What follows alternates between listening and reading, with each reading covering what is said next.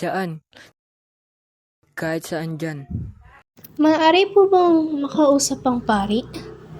Mayroong sakit. Si Crispin, nasa sakrista po ba? Si Crispin?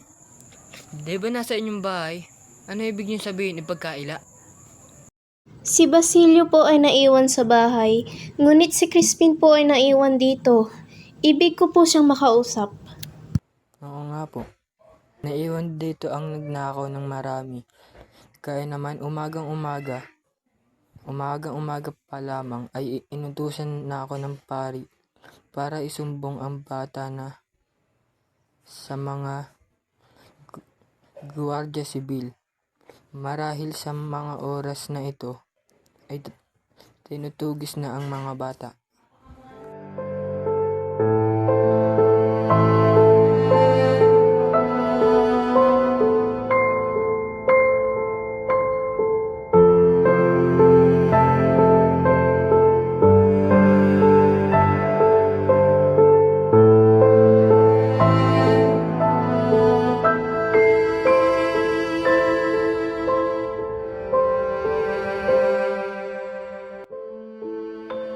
Ba't kayo nagpapalahaw dito?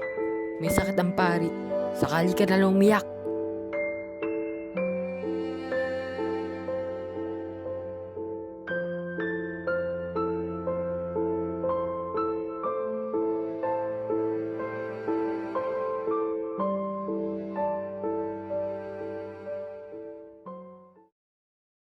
Mag-ingat, tumitindi ang sira, ulan ng mga multa at kasalang lahat rito ng magkapatid. Nawalan kaya ng isang real ang kuripot? Ngayon lamang nangyari ito. Hindi na upos ang kumpisalan kaninang umaga. Mangungumpisal sana ako upang magkumunyon at magkamit ng indulhensya. Aba, kawawa naman kayo. Nagkamit ako sa linggong ito ng 3 indulhensya, plarano at tinandog ko sa kaluluwa ng aking asawa. Hindi iyon tama.